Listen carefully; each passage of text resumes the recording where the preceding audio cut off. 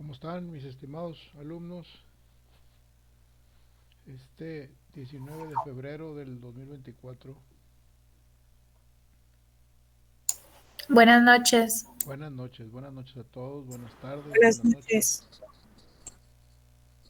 Vamos a ver hoy, bueno, antes que nada, antes que eso, he recibido muchos mensajes de parte de ustedes o de algunos de ustedes en los que les señalé que habían mandado sus tareas, eh, este, en el nombre del archivo incluyendo acentos. Entonces eso me impide abrir el archivo y por lo tanto me impide revisarlo.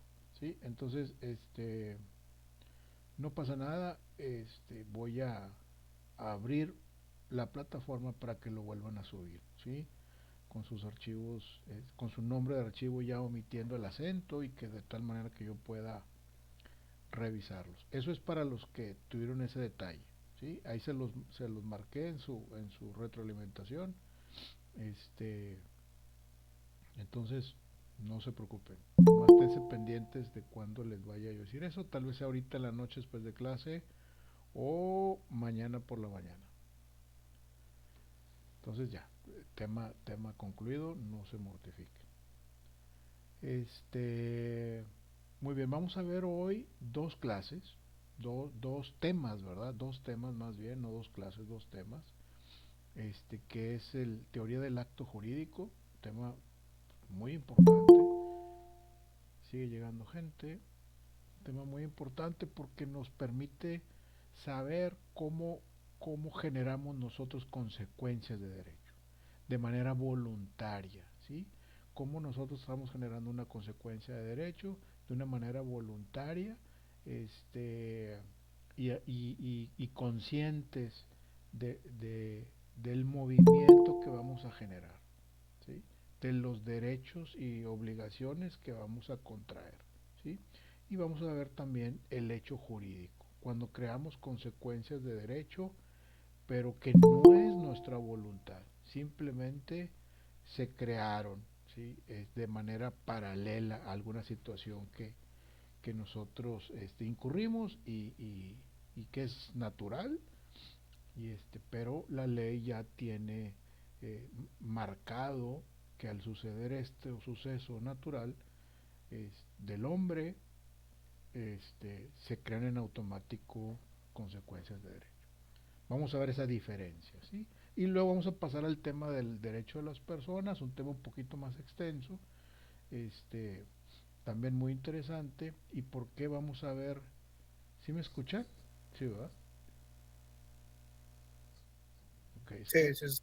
por ahí me están diciendo que alguien no escucha nada. Sí se escucha. Ok, perfecto. Entonces, ¿por qué vamos a ver dos temas hoy?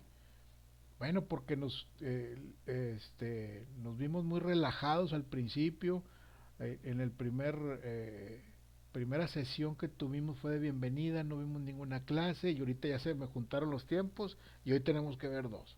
Sí, porque la próxima semana es el examen, es el examen parcial ya la próxima semana. Entonces, permíteme tantito, voy a contestar. A ver, no, pues no puedo contestar.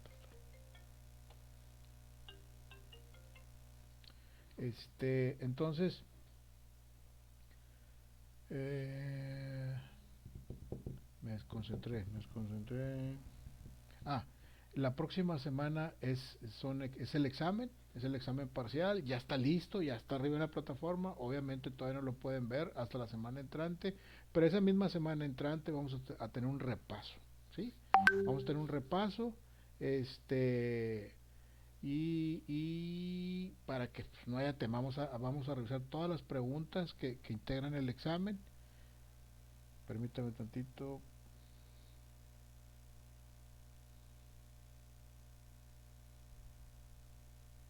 Era una llamada que estaba esperando importante, y se le ocurre marcarme ahorita.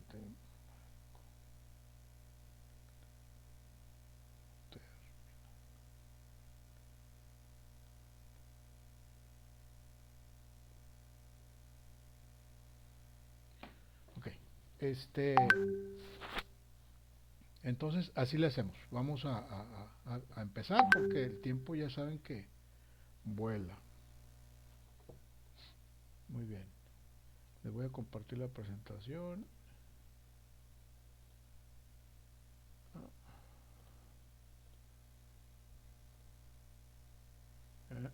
Esta no es, perdón.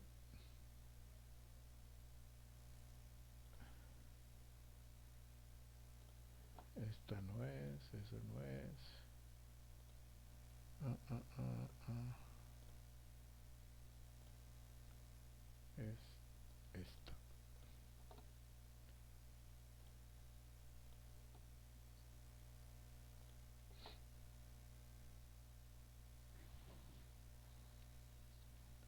Muy bien. Teoría del acto jurídico. ¿Cómo nace un acto jurídico? ¿De manera voluntaria o de manera involuntaria? De esas dos maneras nacen los actos jurídicos. Y el acto jurídico, bueno, pues genera un montón de consecuencias, ¿sí? Se dan los elementos y se generan consecuencias. A ver, ahí sigue queriendo entrar gente y no quiero que se queden fuera.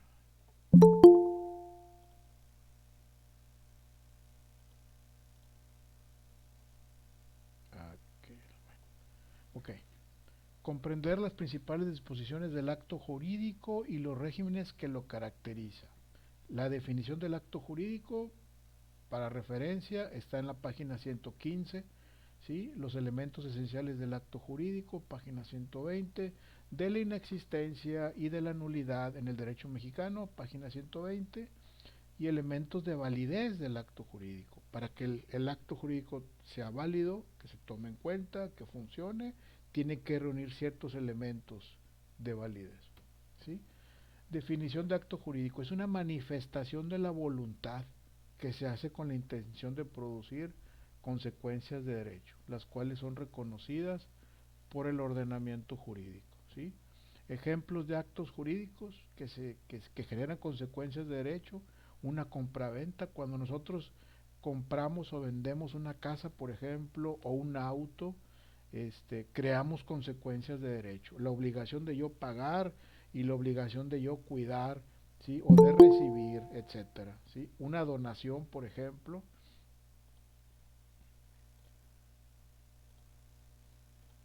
Una donación también genera consecuencias de derecho. Hay que ir con un notario, se hace una escritura donde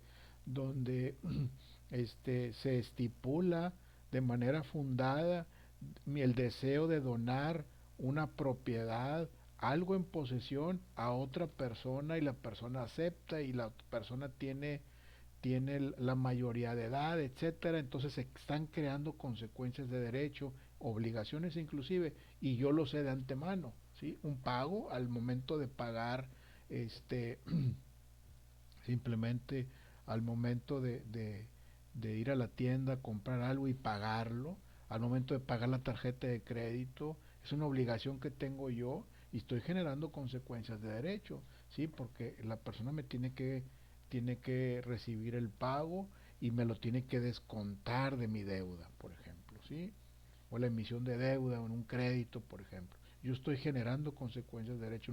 En un arrendamiento de inmuebles, que es una acción que se da muy seguido, entonces estoy generando consecuencias de derecho, ¿sí? Yo me estoy obligando a pagar una renta por utilizar esta propiedad, por ejemplo, ¿sí? Y el otro está obligado a entregarme la casa o el terreno, ¿sí?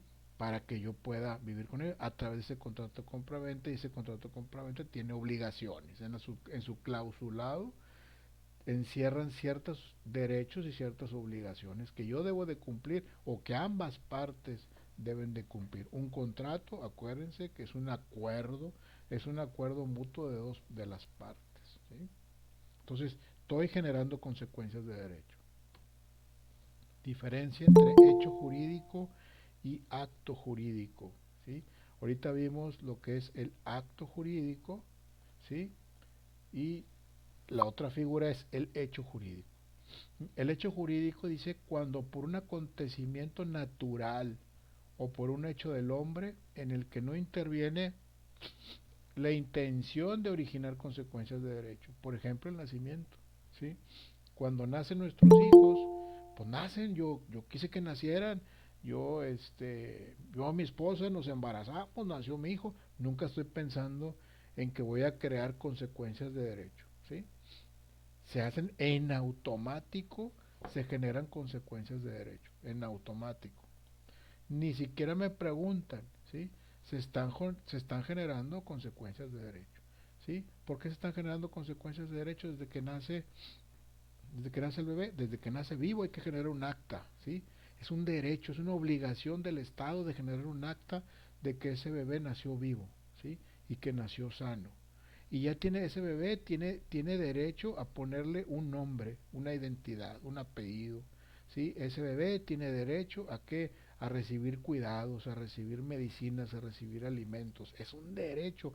Nosotros lo hacemos en automático, ¿sí? En automático lo hacemos, pero si no lo hacemos, hay consecuencias de derecho, ¿sí? Entonces, tenemos que entender esa parte, ¿sí? No lo estoy pensando, no estoy pensando en crear consecuencias de derecho, pero en automático se crean, ¿sí? En los hechos del hombre también existen los involuntarios, los ejecutados contra la voluntad y los voluntarios, ¿sí? Perdón, en el acto jurídico, hechos voluntarios ejecutados con intención de realizar consecuencias de derecho, y por esto lo define como una manifestación de la voluntad que se hace con la intención de originarlas, ¿sí? Vamos a ver un video bien rápido de hechos jurídicos, estos están acá, los que no hay la intención puntual de generar consecuencias de derecho, sin embargo se crean.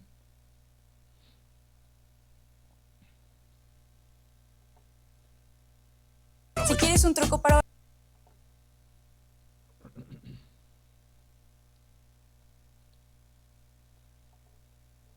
Permítanme tantito porque acuérdense que tengo que hacer varias cosas aquí. Ahorita vemos el video muy rápido. And welcome back to this U.S. Open office plan. Miller just lobbed a message way over Jones's head using some Este abogado se llama José Miguel. ¿Sí? Vamos, se los voy a poner aquí. Ahorita les voy a pedir que abran sus cámaras, ¿sí? Porque me gusta hablar con la gente y no con la pantalla. A los que no lo han abierto. Muy bien, ahí va el video.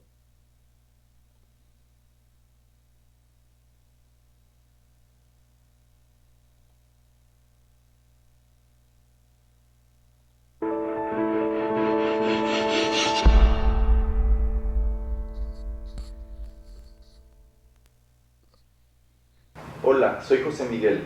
El día de hoy hablaremos acerca del siguiente tema, hechos jurídicos. Los hechos jurídicos son todos aquellos actos, acontecimientos o acciones que producen consecuencias legales, es decir, consecuencias jurídicas. Para su estudio, los hechos jurídicos se subdividen en dos tipos, hechos jurídicos en sentido estricto y actos jurídicos. Los hechos jurídicos en sentido estricto son aquellos actos o acontecimientos en los que no interviene la voluntad del hombre de manera deliberada para producir consecuencias legales. Estos hechos jurídicos en sentido estricto a su vez se subdividen en dos. Hechos de la naturaleza y hechos del hombre. Por ejemplo, un hecho de la naturaleza sería el nacimiento o la muerte. Por el simple hecho de que nazca una persona se producen consecuencias jurídicas. En este ejemplo, la persona que nació no tenía la intención deliberada de que se produjeran esas consecuencias legales, pero por el simple hecho de haberse producido ese acontecimiento de la naturaleza, se produjeron las consecuencias jurídicas. Un ejemplo de un hecho jurídico en sentido estricto en su variante de hecho del hombre sería un delito. Si yo cometo un delito, se producirán consecuencias jurídicas tales como ir a prisión, es decir, sufrir una pena privativa de la libertad y a lo mejor tener que indemnizar a la otra persona. En este ejemplo, Si yo cometo un delito, quizá tenga la intención de lastimar a la otra persona o de despojarla de sus bienes, pero no tengo la intención o la voluntad deliberada de que se produzcan esas consecuencias jurídicas, y sin embargo se producen. Por otra parte, tenemos los actos jurídicos. Los actos jurídicos son aquellos actos o acciones en los que sí interviene la voluntad del hombre para que se produzcan consecuencias legales. Un ejemplo de un acto jurídico sería un contrato. Yo llego a un acuerdo con otra persona, quizá para que ella me rente su casa y yo pagarle una renta, y en este ejemplo sí existe la voluntad, la intención deliberada de que se produzcan las consecuencias legales, de quedar yo obligado frente a la otra persona y recíprocamente ella obligada frente a mí. En conclusión, los hechos jurídicos se dividen en hechos jurídicos en sentido estricto y actos jurídicos. En los hechos jurídicos en sentido estricto no existe la intención deliberada de que se produzcan consecuencias jurídicas, y por otra parte, en los actos jurídicos sí existe la intención, la voluntad deliberada de que se generen consecuencias legales. Nos vemos en el siguiente video.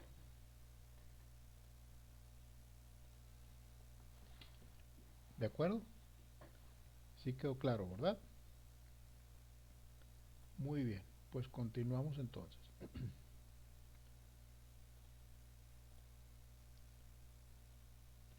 Muy bien. Elementos esenciales del acto jurídico. ¿Cómo que elementos esenciales del acto jurídico? Para que se dé el acto jurídico, tiene que existir ciertos elementos para que le den validez a ese acto jurídico. Acuérdense que estamos hablando del acto jurídico, ¿sí?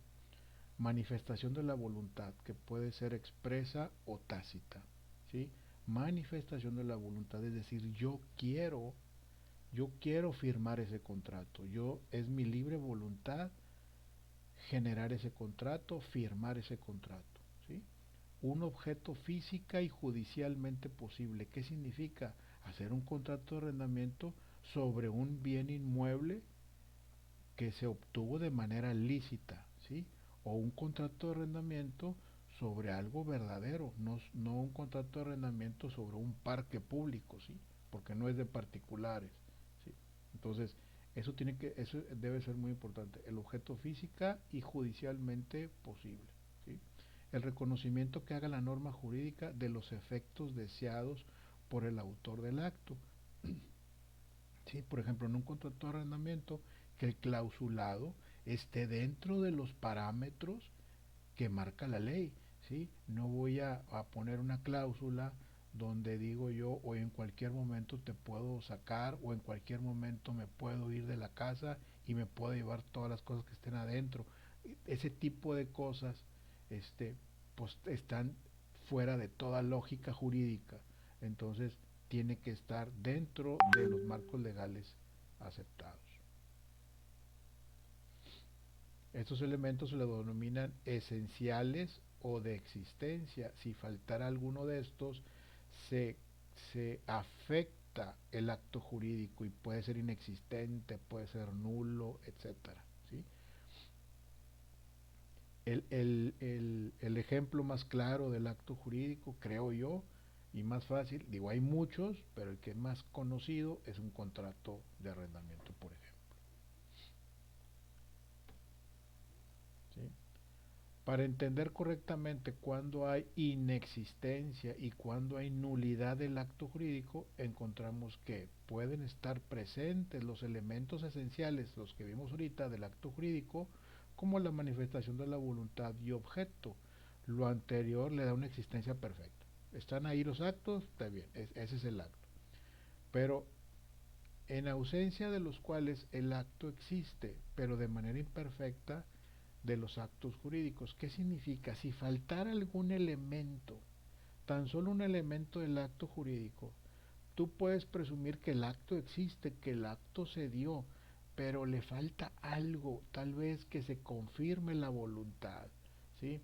Nos pasó a nosotros en un acto jurídico, en una compraventa que se hizo, por ejemplo, se hizo hace mucho tiempo por mi familia.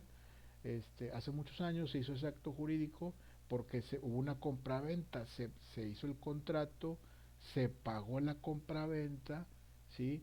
Se completó ese acto o esa acción de el pago, recibir la propiedad y el pago, y se generó una escritura previa, ¿sí?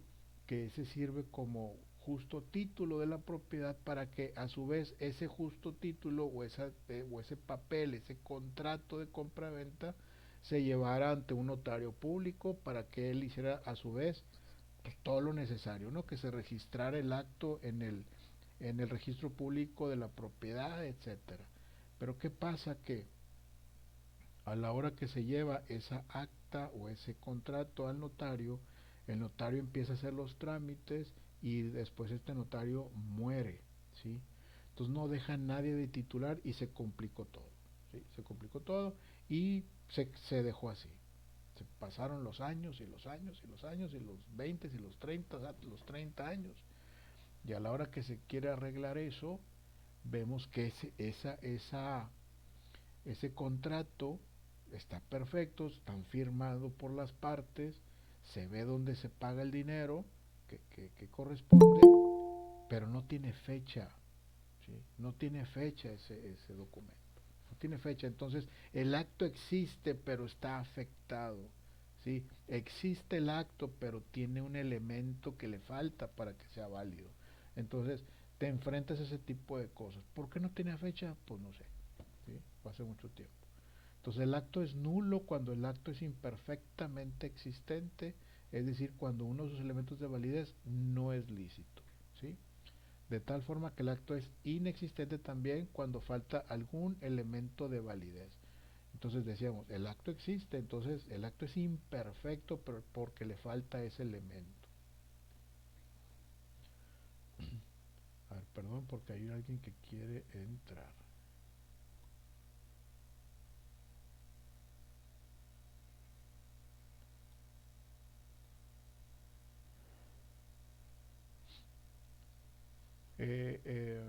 Elementos de validez de los actos jurídicos. Que el acto tenga un fin, motivo, objeto y condición lícitos. Que la voluntad se exteriorice de acuerdo con las formas legales. Que la voluntad se exprese sin vicio oculto, ¿sí? O vicio alguno. Que la voluntad se otorgue por persona capaz. ¿De acuerdo? Yo creo que con eso estamos claros en que el acto jurídico pues tiene que manifestarse la voluntad libremente, que el acto que está propalándose en ese contrato, ya sea la compraventa del inmueble o el arrendamiento, sea lícito, ¿sí? O no voy a hacer un contrato de arrendamiento de una persona, por ejemplo, ¿sí? Que eso creo que sí lo hacen en el sur del país, algunas gentes. Pues eso no es lícito, eso no tiene validez, ¿sí? Vamos al otro video muy rápido. Ahora sí, el primero que vimos es de acto jurídico, ahora vamos a ver de hecho jurídico, fue el primero que vimos, de hecho jurídico, y ahora vamos a ver de acto jurídico.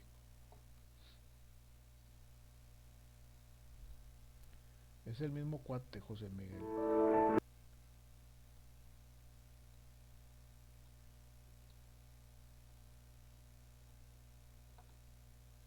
Permítanme, dejo de presentar. Voy a salir un poquito yo del aire, bueno, del micrófono. Apago el micrófono.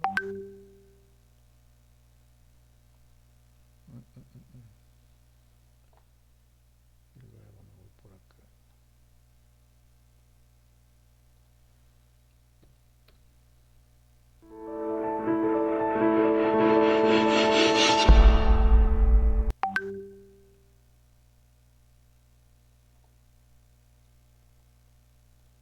Se los comparto por este lado.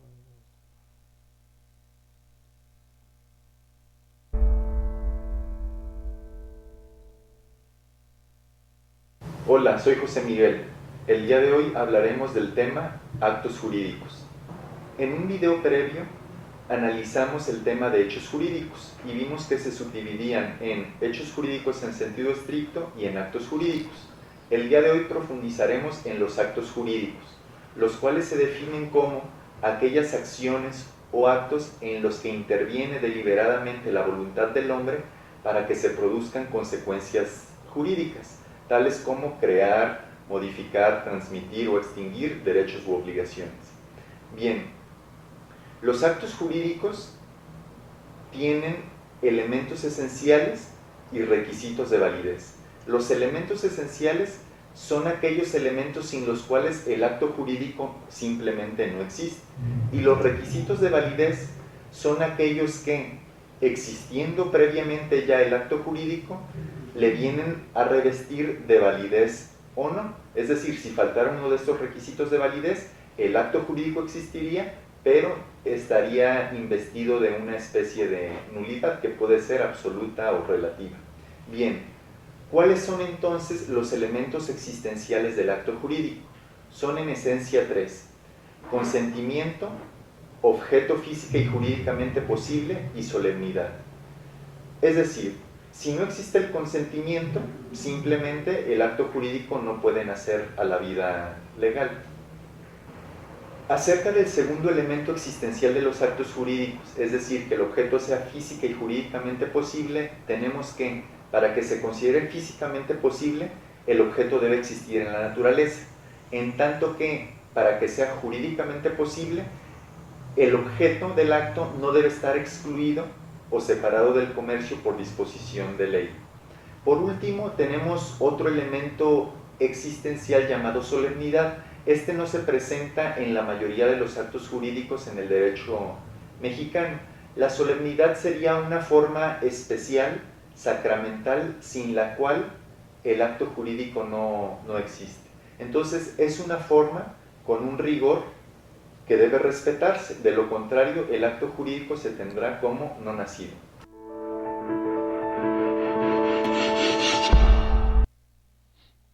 Como ven, ¿está claro? Acto y hecho jurídico, ¿sí? Acto jurídico, manifestación de la voluntad.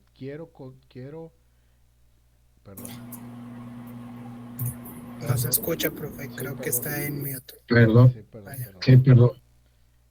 Acto jurídico y hecho jurídico. El acto jurídico, manifestación de la voluntad. Estoy consciente que voy a crear consecuencias de derecho. Y el hecho jurídico, no estoy consciente de que voy a crear consecuencias de derecho. Sin embargo, ¿qué pasa? Se crean. ¿Sí? ¿De acuerdo? Básicamente, elementos esenciales de validez del acto jurídico. También ser muy puntuales en eso. Porque hay que tomarlo en cuenta, si no se afecta el acto jurídico, se afecta la validez del acto jurídico y hay que resarcirlo. En algunas ocasiones se puede resarcir, se puede completar si algo le falta, pero en muchas otras no se puede y se toma como si no existiera el acto jurídico. ¿De acuerdo? Muy bien. Vamos a pasar, si me lo permiten, al otro tema, derecho de las personas. ¿De acuerdo?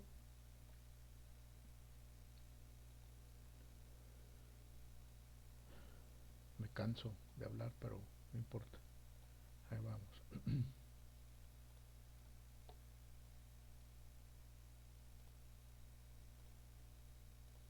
Muy bien. Derecho de las personas. ¿Qué derechos tenemos como personas? Son puros hechos jurídicos. Ya nomás por ser personas tenemos derechos y tenemos obligaciones. ¿Sí? Como tener una identidad, como tener una vivienda, donde tener una residencia, donde tener un estado civil, casado, soltero, mexicano, divorciado, etcétera, ¿no? Todo eso son derechos que tenemos como personas, ¿sí? ¿Cuál es el objetivo del capítulo? Comprender las principales disposiciones acerca del derecho de las personas, así como sus atributos y capacidades, las cuales regulan a todo individuo, ¿sí? Atributo de las personas físicas y morales, página 154, de la capacidad, ¿sí? Página 158, del estado civil de las personas, página 170, del domicilio, página 187, y del nombre, ¿sí? Página 194. ¿Se imaginaban que el nombre estaba en la ley, que el nombre se tenía que tener? ¿Se imaginaban que el nombre, esa fuerza? O sea, nosotros lo escogemos y agarramos cualquier nombre y el que queramos, y Anib de la Rev y lo que quiera. La ley no te dice y no te exige que sea tal nombre o no te impide de ninguna forma la forma de los nombres, etcétera, ¿sí? El que tú quieras, pero es un derecho que se tiene como persona que tengas un nombre, ¿sí?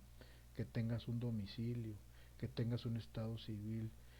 Te da el derecho de la capacidad de goce y la capacidad de ejercicio, de poder hacer, de poder votar, de poderte casar, de poderte divorciar, de poderte quejar, etcétera, ¿sí?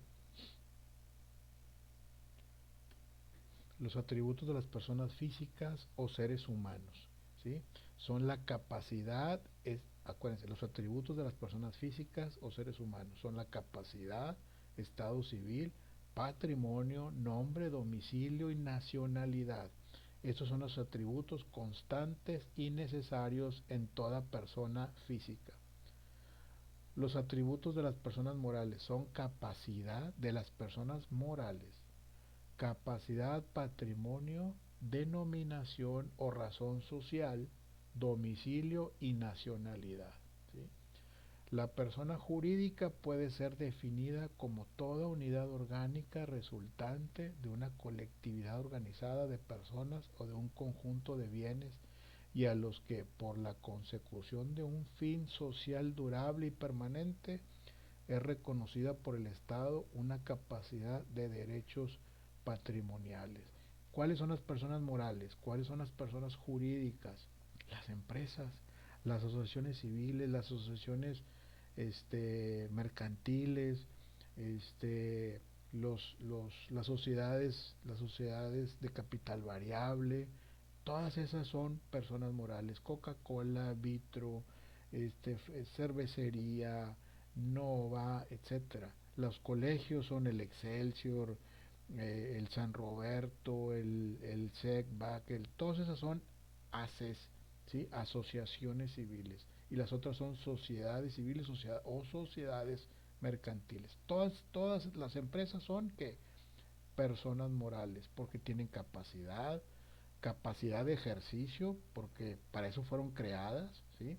Patrimonio, un patrimonio para poder funcionar tiene que tener un patrimonio. Denominación o razón social. ¿Cuál es la denominación o razón social de una empresa, de una persona moral? Pues el nombre Vitro, Cervecería, Soriana, Walmart, Sams, etcétera. Domicilio y nacionalidad, ¿sí? La capacidad de las personas morales se distingue de las personas físicas. Las personas físicas, ¿quiénes somos? Nosotros somos las personas físicas, ¿sí?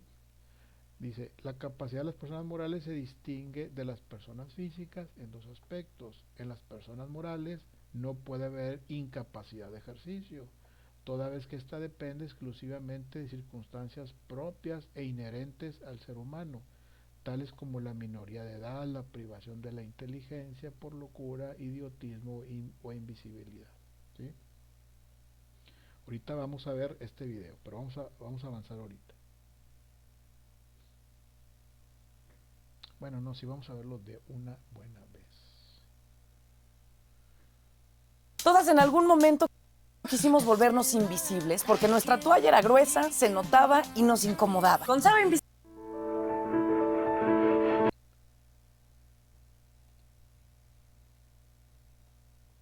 Otro video de mi compadre José Miguel.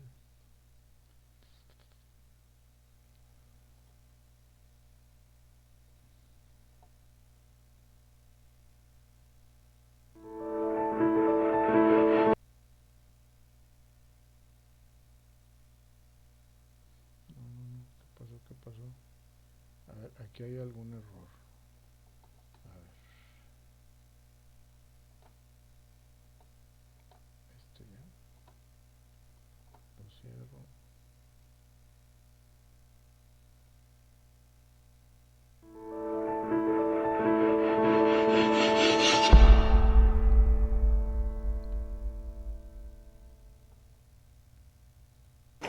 Hola, soy José Miguel. El día de hoy hablaremos del siguiente tema: atributos de la personalidad. Los atributos de la personalidad son las cualidades inherentes a la calidad de persona, es decir, por el simple hecho de ser reconocidos por la ley como personas, ya sea físicas o morales, tenemos esta serie de características o atributos.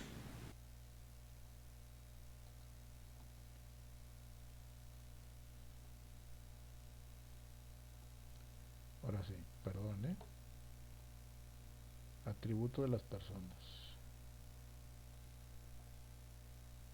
Ay, entiendo, se quedó pegado este video. Perdón. Ahorita lo arreglamos porque se quedó como pegado.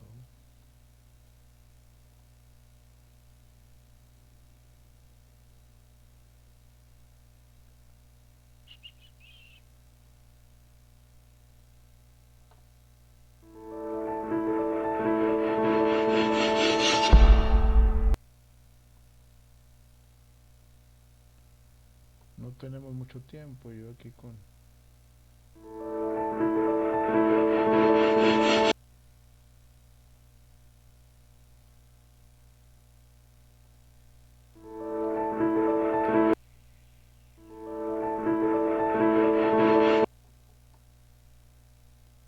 Ahora sí. Perdón, va.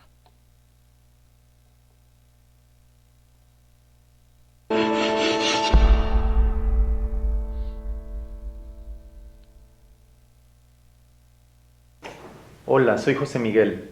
El día de hoy hablaremos del siguiente tema: atributos de la personalidad. Los atributos de la personalidad son las cualidades inherentes a la calidad de persona, es decir, por el simple hecho de ser reconocidos por la ley como personas, ya sea físicas o morales, tenemos esta serie de características o atributos. Los atributos de la personalidad en esencia son nombre, domicilio, capacidad, patrimonio, estado civil y estado político. En un video previo habíamos anticipado que las personas morales eran una ficción de derecho, en virtud de la cual se trataba de asimilar a estas lo mayor posible a las personas físicas. En este sentido, el ordenamiento legal trata de que los atributos de la personalidad sean exactamente los mismos para personas físicas y personas morales. No obstante, nos topamos con dos de ellos en los que es imposible que las personas morales tengan esos atributos como sí los tienen las personas físicas. Es decir, el atributo del nombre es compatible para ambos tipos de personas, el del domicilio también, el del patrimonio también lo es. En el estado político, que se subdivide en nacionalidad y ciudadanía, entendiendo ciudadanía como la calidad o la aptitud para votar y ser votados para puestos de elección popular, es una de las primeras diferencias, es decir, una persona moral no puede votar ni ser votado para un cargo público, en tanto que las personas físicas sí lo pueden hacer. La otra diferencia en cuanto a los atributos la encontramos dentro del estado civil. Las personas físicas sí tienen estado civil, en tal virtud pueden estar casados o estar solteros. No obstante, las personas morales no pueden celebrar el acto jurídico del matrimonio, ni en consecuencia pueden tener la calidad de soltero o casado. No obstante, el resto de los atributos sí son compatibles. Definiré brevemente cada uno de ellos. Entendemos por nombre la unión de palabras con que se designa e identifica singularmente a una persona. En el caso de las personas físicas, el nombre se compone por el nombre propio y apellidos. En el caso de las morales, por su denominación o razón social, que irán seguidos de las palabras que hagan referencia al tipo de sociedad de que se trate. Por ejemplo, Sociedad Anónima de Capital Variable o SADCB. Por otra parte, la capacidad se define como aptitud de una persona para gozar de la titularidad de derechos y obligaciones, así como para hacerlos valer por sí misma. Es decir, si tenemos la aptitud para ser titular de derechos y obligaciones, es lo que se conoce como capacidad de goce. Pero si además estamos facultados para ejercerlos por nosotros mismos sin necesidad de representantes legales, esto es lo que se conoce como capacidad de ejercicio. Otro de los atributos de la personalidad es el domicilio, el cual se define de la siguiente manera: es el lugar donde residen habitualmente o el centro principal de sus negocios, o bien el lugar donde simplemente residan, o en su defecto el lugar en donde se encuentren, en el orden de exclusión referido. En cambio, hablando de personas morales, el domicilio se define como el lugar donde se encuentra establecida la administración de dichas personas morales. Otro de los atributos de la personalidad es el estado civil, el cual se define como la condición jurídica que tiene la persona con relación a su familia. Ya habíamos anticipado también que este atributo de la personalidad es exclusivo de las personas físicas, dado que una persona moral no pertenece a ninguna familia. Otro atributo de la personalidad es el estado político, el cual se define como la situación jurídica que tiene la persona en relación con el estado al que pertenece. Este estado político se subdivide en dos: nacionalidad y ciudadanía. Las personas morales y las personas físicas comparten este atributo, es decir, ambas pueden tener nacionalidad. No obstante, la vertiente de ciudadanía es exclusiva de las personas físicas, según habíamos adelantado. Por último, el atributo de la personalidad conocido como patrimonio se define como conjunto de bienes, derechos y obligaciones susceptibles de valoración económica. Estos son los atributos de la personalidad. Nos vemos en el siguiente video.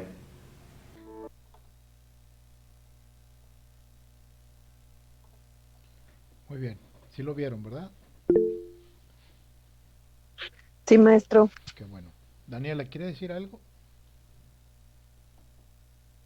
Sí, profe, buenas noches. Buenas noches. Tengo una duda desde hace tiempo, de hecho. ¿De dónde proviene el SA o DCB o las... Depende cómo configuraste la empresa, ¿sí? SA significa sociedad anónima, por ejemplo. ¿Qué significa sociedad anónima? Donde no se conocen a los socios. Para crear una empresa, ¿sí? Se necesitan varios socios, no pueden crearlo una sola persona, tienen que ser varios socios, ¿sí? Entonces, cuando dice, por ejemplo, Galletera Mexicana SA, ¿sí? Significa sociedad anónima, o sea, la identidad de los socios no se conoce, ¿sí? Son anónimos. Están registrados en la acta constitutiva, ¿sí? Pero no se conocen públicamente, ¿sí? Y luego, SA, Sociedad Anónima de capital variable, que su capital, porque en una constitutiva, al momento de generar la constitutiva es cuando creas tú una empresa, ¿sí? ¿Y qué te faculta para decir que ya tienes una empresa? Esa acta constitutiva generada ante un notario público, ¿sí? Entonces, el SA, Sociedad Anónima de CB, significa capital variable, que su capital, el dinero que requiere para que funcione esa empresa, puede variar el dinero o el recurso que utilizan para que esa empresa funcione, ¿sí? Y hay muchas, hay sociedades de capital variable, hay sociedades de producción rural, hay sociedades de responsabilidad limitada. Es un tema de derecho societario, ¿sí? De sociedades. Entonces, está muy interesante. Me encantaría hablar aquí mucho de eso, pero pues se nos va el tiempo. Sí, Sí, más o muchas menos, gracias. al contrario, por ahí va. Bueno, continuamos entonces.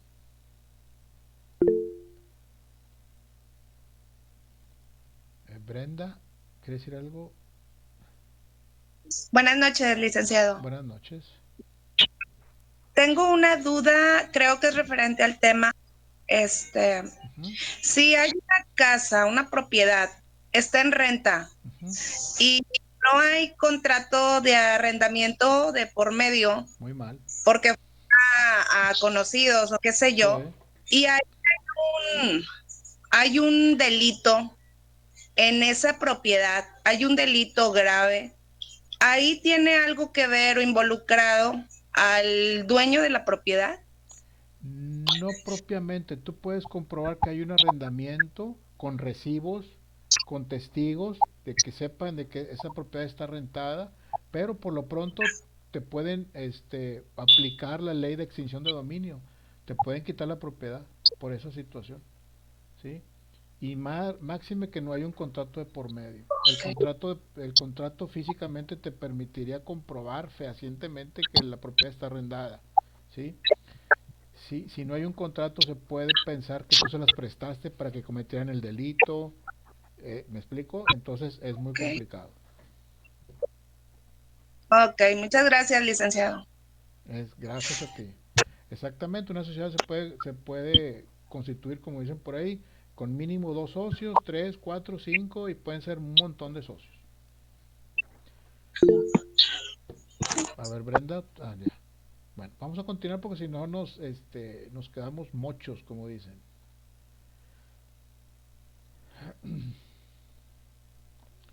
Muy bien. Las personas morales, su capacidad de goce está limitada en razón de su objeto, naturaleza y fines. Cuando tú creas una empresa, ¿sí? Y tú dices ¿para qué es esa empresa? Para fines de hacer, por ejemplo, software, para hacer mm, ¿cómo puede ser? Para jardinería, para pura jardinería y agricultura, o crear una empresa para la compra y venta de granos, y no te puedes salir de ahí. Sí, por eso dice, en las personas morales su capacidad de goce está limitada en razón de su objeto, naturaleza y fines, para lo cual fue creada. Tú no puedes crear una empresa agrícola, ¿sí? Y te vas a poner a vender carros, ¿sí? Vas a poner a vender carros, pues no puedes, porque la empresa no fue creada para eso, ¿sí?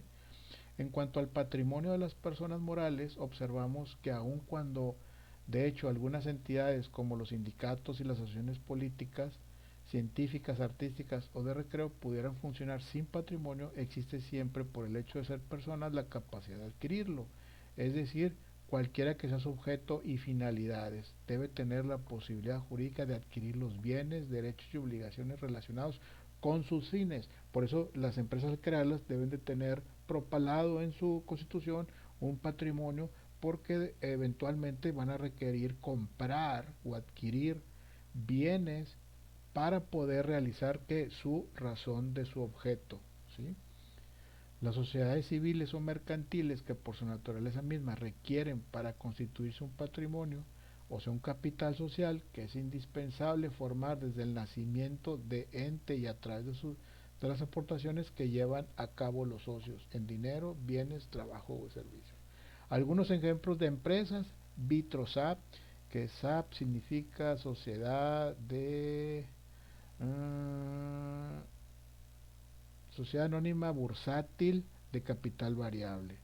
Botánica, Sociedad de Responsabilidad Limitada de Capital Variable. Prodenor, Sociedad Anónima de Capital Variable. Niños Felices, Asociación Civil. Instituto Excelsior de Monterrey, Asociación Civil.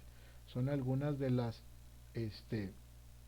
sociedades que se pueden crear. La capacidad es el atributo más importante de las personas. Todo sujeto de derecho, por serlo, debe tener capacidad jurídica. Esta puede ser total o parcial. Es la capacidad de goce el atributo esencial e imprescindible de toda persona, ya que la capacidad de ejercicio que se refiere a las personas físicas puede faltar en ellas y sin embargo existir la personalidad.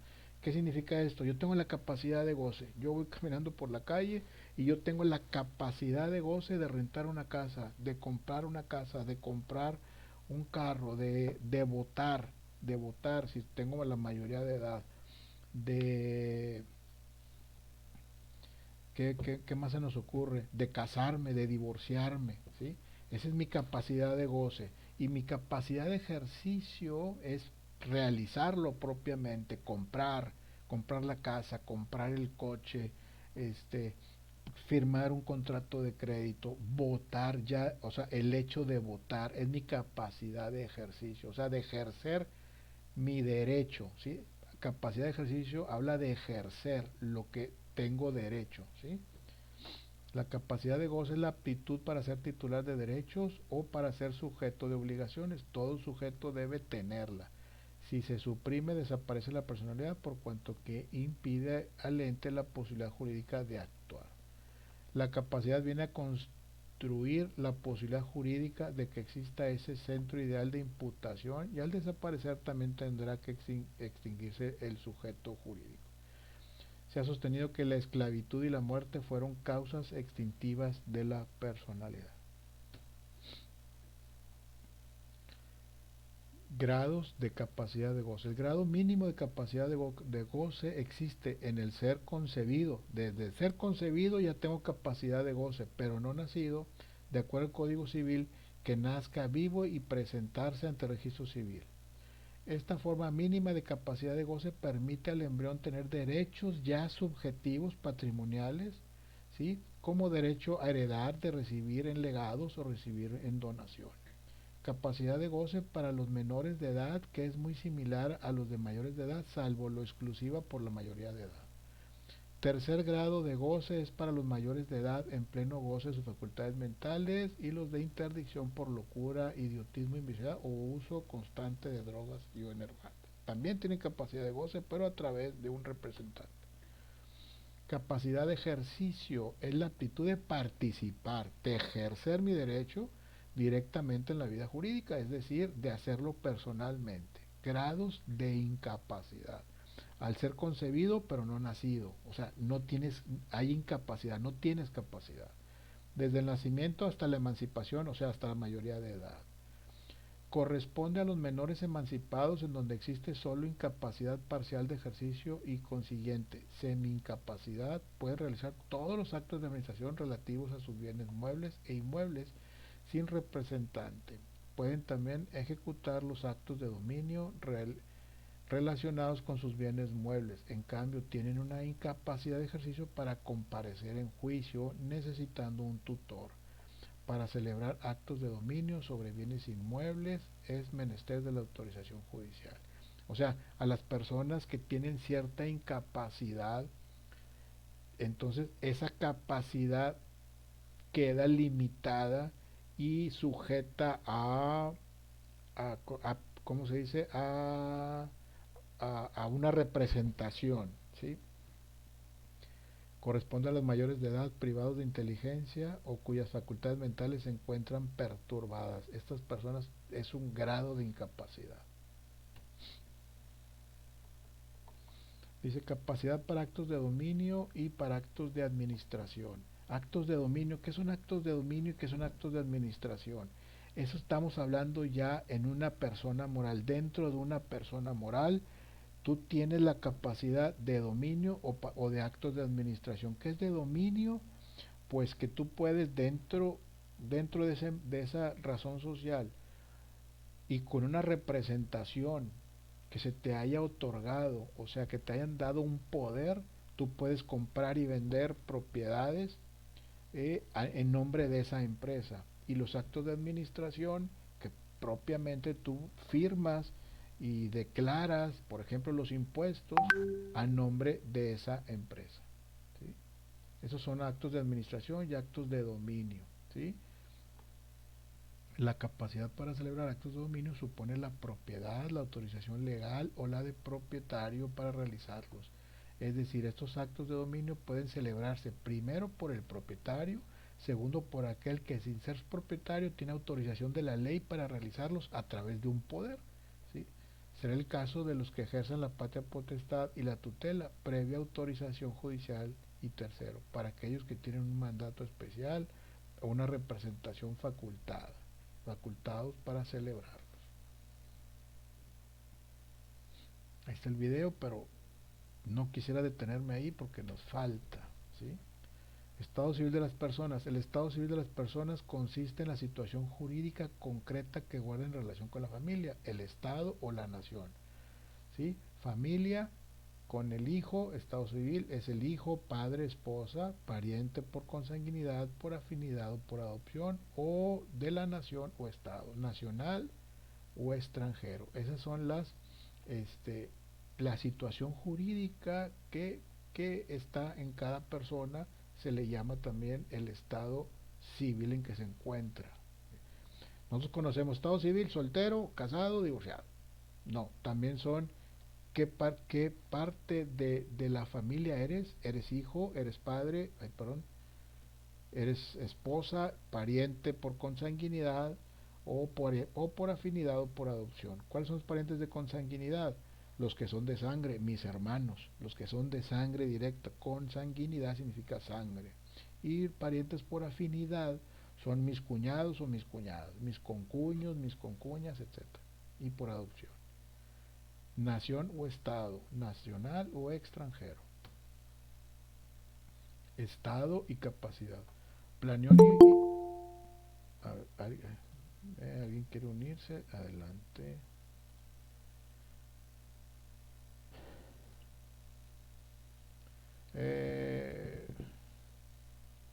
¿Dónde me quedé? Estado y capacidad. Planiol y Bonnke dicen que el estado de las personas es el conjunto de las cualidades constitutivas que distinguen al individuo en la sociedad y en la familia. Estas dependen de tres hechos o situaciones que son la nacionalidad, el matrimonio, el parentesco por consanguinidad o afinidad, que es lo que estamos viendo ahorita. Derechos y características del Estado civil. Con relación al Estado de las personas, la ley otorga dos acciones fundamentales, la reclamación de Estado y la de desconocimiento del mismo. En la primera se faculta a quien carece de un cierto Estado para exigirlo y se cree con el derecho del mismo. ¿Qué significa declaración de Estado? Aunque no lo crean, hay niños que nacen y no son registrados, no tienen actas de nacimiento, nadie sabe que existen, ¿sí? Entonces, para hacer una declaración de Estado hay que comprobar que existen, hay que comprobar que nacieron, entonces hay un procedimiento para eso, ¿sí? En la segunda acción, el titular de un determinado estado está facultado para impedir que otro se atribuya a este o perciba los beneficios morales y patrimoniales inherentes al mismo. Posesión del estado. La posesión es un estado de hecho que revela un poder físico del hombre sobre las cosas que produce consecuencias jurídicas. Efectos de las sentencias relativas al Estado civil. La sentencia ejecutoriada constituye la verdad legal, aun cuando en ocasiones no corresponde a la realidad. Fuentes del Estado civil. Parentesco, matrimonio, divorcio y concubinato. ¿Sí? Fuentes del Estado civil. Parentesco, matrimonio, divorcio y concubinato. Derechos del Estado civil. El Estado civil de las personas origina determinados derechos subjetivos, unos patrimoniales y otros no valorizables en dinero, tales como son los derechos de heredar en sucesión legítima, de exigir alimentos y de llevar el apellido de los progenitores. En cuanto a la mujer casada, no obstante que la ley no lo indica, es costumbre que lleve el apellido de su esposo, pero después del propio. Lo que pasa, compañeros, es que esto no nos importa tanto mientras todo esté en orden, ¿sí? Mientras todo esté en orden en la familia, pues no importa mucho, pero cuando hay problemas, importa el parentesco. Cuando alguien muere y hay una herencia, importa el parentesco, ¿sí? Cuando hay un divorcio, importa el matrimonio, y cuando hay matrimonio, importa el divorcio e importa el concubinato. Cuando hay un divorcio, pues es importante saber cómo van a quedar las cosas, cómo van a quedar los alimentos, los hijos, etcétera. Mientras no hay problema, ni te ocupas de esto, ¿sí? Tú lo haces en automático. Prueba del Estado civil. En principio, el Estado civil de las personas solo se comprueba con las constancias del registro civil. Objeto del registro civil es una institución que tiene por objeto hacer constar de una manera auténtica a través de un sistema organizado todos los actos relacionados con el Estado civil de las personas, mediante intervención de funcionarios estatales dotados de fe pública, a fin de que las actas y testimonios que otorgan tengan un valor probatorio pleno, en juicio y fuera de él, las actas de nacimiento, las actas de matrimonio, las actas de divorcio y las actas de defunción. Antecedentes. El origen del registro civil viene del siglo pasado como una costumbre eclesiástica. Las iglesias registraban nacimientos, muertes y casamientos. Cuando la del Estado surge la idea de independizar los actos del Estado civil de las creencias religiosas. Es desde 1870 donde se genera el primer libro de registro civil por parte del Estado. Antes los españoles, cuando vinieron a conquistarnos, ellos registraban todo, ¿sí? Los sacerdotes registraban todo lo que pasaba en los pueblos, ¿sí? Pero viene Benito Juárez, se molesta con la iglesia, hay una separación de la iglesia-gobierno, pero el gobierno adopta esa costumbre. Acuérdense que decíamos la costumbre, cómo se hizo ley, esa costumbre de apuntar a todos y de todo lo que pasaba, adoptan esa costumbre y hoy es ley de apuntar todos los nacimientos, los matrimonios, los divorcios, las muertes, etcétera. Definición y características de las actas de registro civil. Las actas de registro civil son instrumentos en los que constan de manera auténtica los actos o hechos jurídicos relativos al estado civil de las personas. Deben hacerse constar en los libros que señala la ley, dando fe de los mismos el oficial de registro civil. ¿Okay? En las actas de registro civil interviene el oficial de registro civil, que las redacta y autoriza, las partes o partes, los testigos y los declarantes. ¿Sí? Ahora vamos a pasar al tema del domicilio. Se define como el lugar en que una persona reside habitualmente con el propósito de radicarse en él. Tiene dos elementos, el de residencia habitual y el del propósito de establecerse en determinado lugar. ¿Sí? Diferencia entre domicilio y residencia. Residencia se entiende la estancia temporal de una persona en un cierto lugar sin la intención de radicarse en él. La residencia puede servir, por ejemplo, para hacer notificaciones judiciales e interpelaciones. La residencia también sirve para levantar determinadas actas del registro civil, por ejemplo, acta de defunción. ¿Sí? ¿Okay? Para eso existe el domicilio, por eso es un derecho y hasta una obligación tener un domicilio para dónde ubicarte.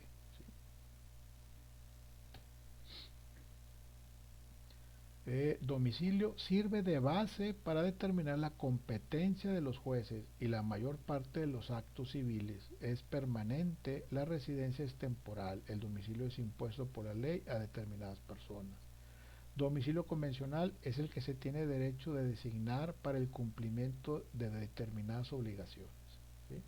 Por ejemplo, como dice, el domicilio sirve de base para determinar la competencia de los jueces. ¿Se acuerdan que hablábamos del conflicto que hay entre los jueces para la aplicación de la ley en el espacio? ¿Sí? Si son de Tamaulipas y cometió el delito en Nuevo León, pero se fue a Tamaulipas y ahí cometió otro y luego se fue a Sonora, ¿y quién es el competente para juzgar a esa persona? El domicilio de residencia ayuda mucho para determinar la competencia de los jueces. ¿Sí? Aquí lo pongo, el domicilio determina la competencia de los jueces en la mayoría de los casos. ¿Sí? Capítulo 5, el nombre, ya vamos a acabar. Por lo general, la identidad de la persona está constituido por el apellido o nombre patronímico, acompañado del nombre de pila, o sea, por lo que la ley llama comprensivamente el nombre. El nombre es el punto de referencia de un conjunto de datos, por lo que se describe y por consiguiente se individualiza a la persona. Apellido y nombre de pila, así se les llamaba antes. El nombre como derecho subjetivo es un derecho que tienes, el tener nombre es un derecho que tienes. ¿Sí? El derecho al nombre es un derecho subjetivo de carácter extrapatrimonial, no tiene valor, ¿sí? No tienes que pagar por tener un nombre, es decir, no es valorable en dinero, ni puede ser objeto de contratación. Se trata de una facultad jurídica que no es transmisible hereditariamente y que no figura dentro del patrimonio del difunto. ¿Qué tal?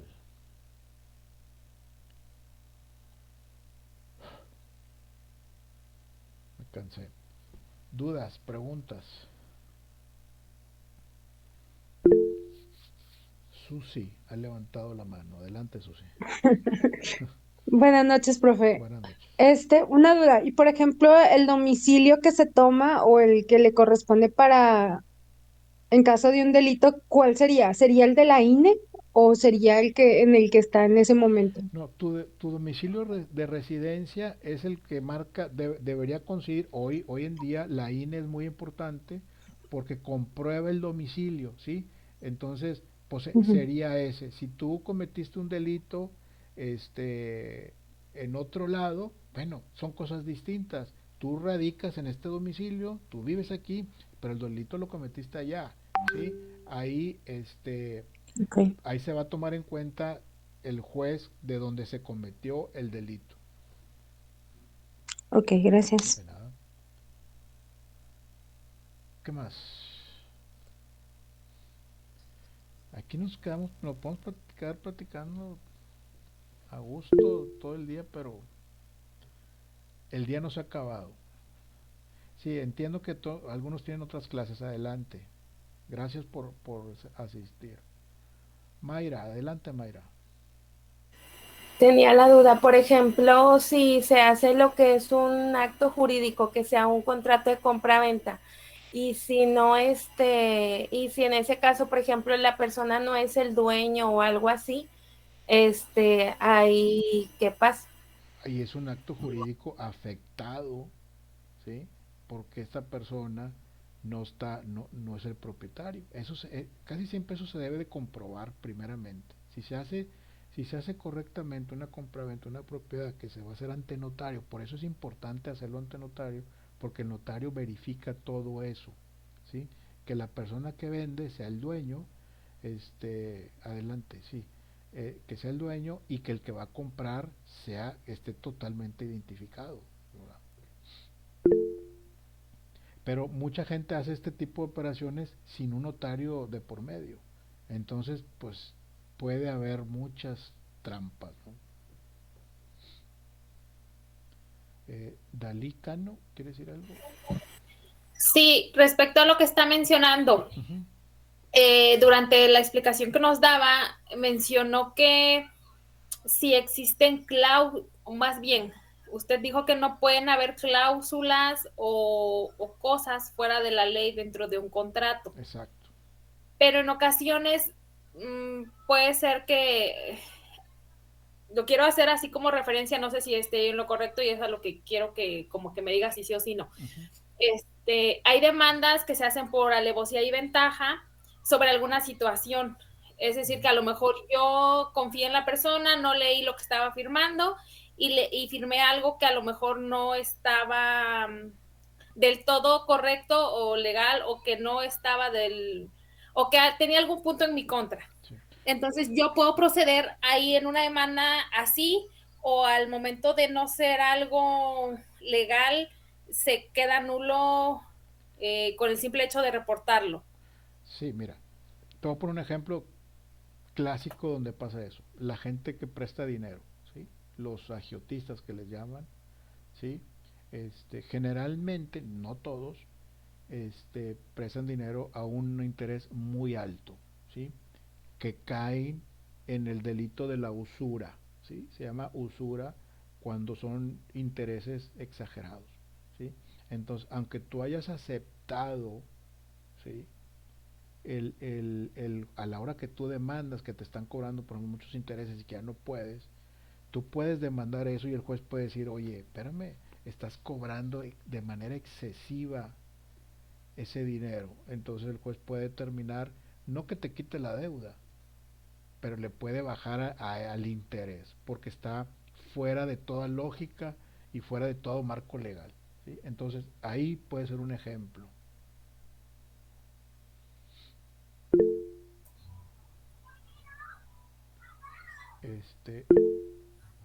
Eli López, perdón, Eli López, sí, Eli López, ¿quiere decir algo?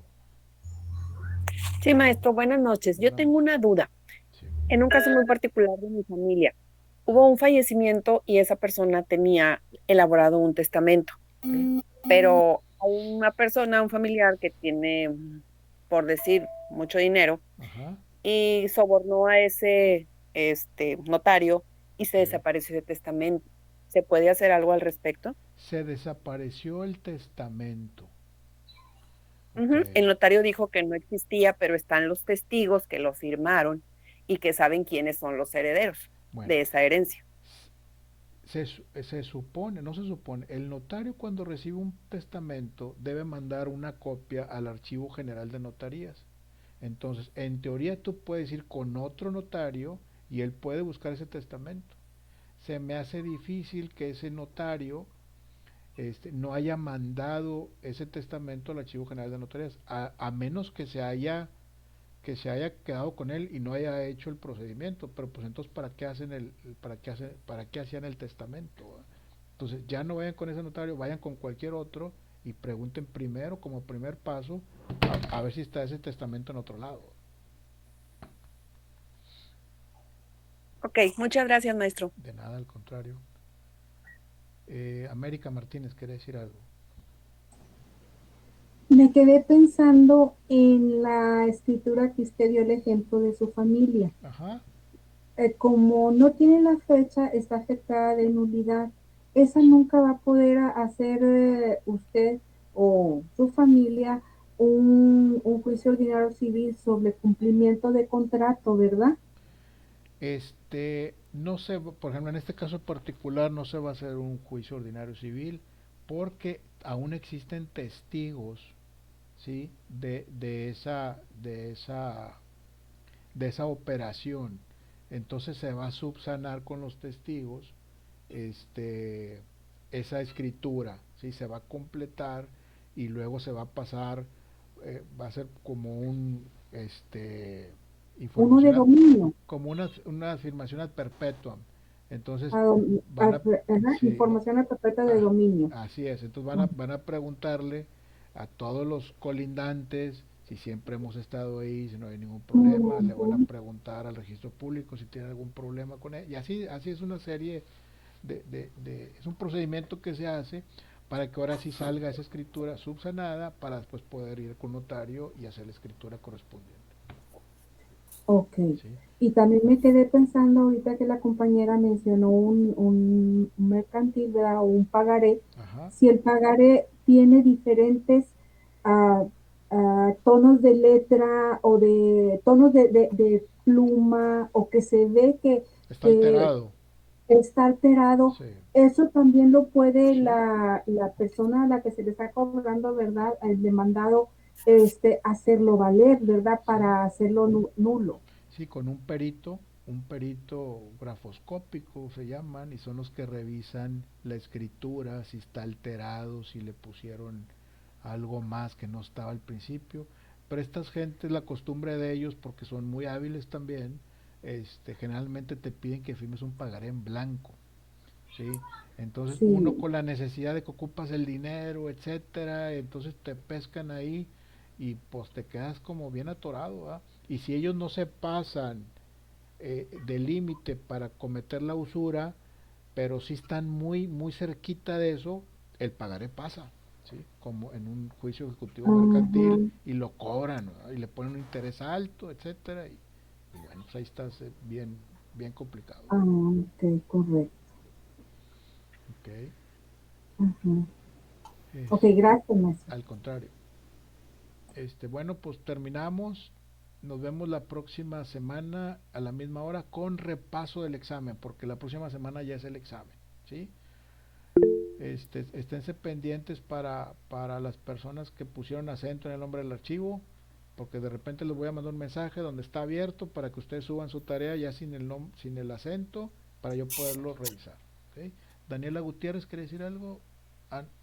Sí, profe, nada más una gran duda en cuanto al patrimonio. No sé si nos puede regalar necesito unos 2-3 minutos. Si me pudiese explicar, por favor, exactamente qué es, vaya.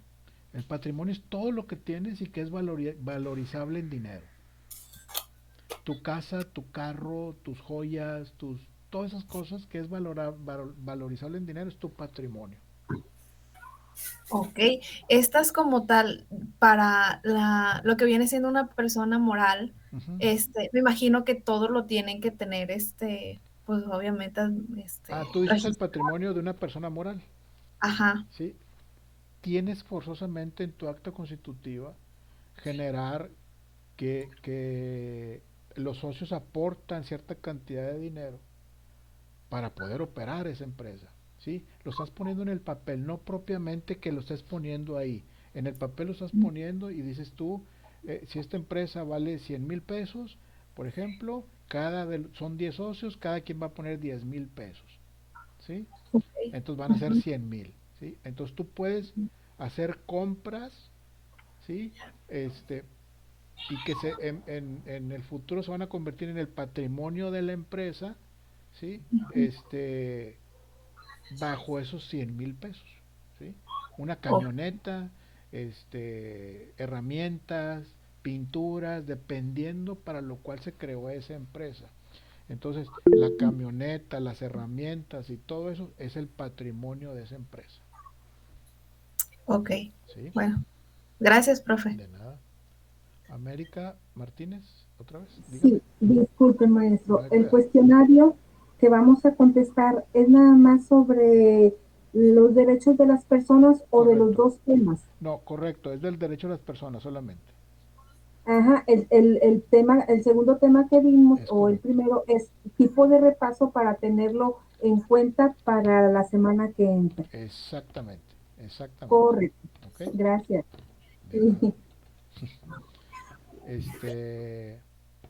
Bueno, pues fue un placer. Nos vemos el próximo lunes con ese repaso. Sí, claro. Gracias a ustedes por estar aquí y nos vemos. Muchas gracias, profe. Al contrario. Gracias, profe. Una disculpa por haber entrado tarde, Gracias, pero profe. No se Bonita noche a preocupe, todos. no se preocupe. bien interesante. Gracias, qué amable. Gracias. Que estén bien, gracias. Noche.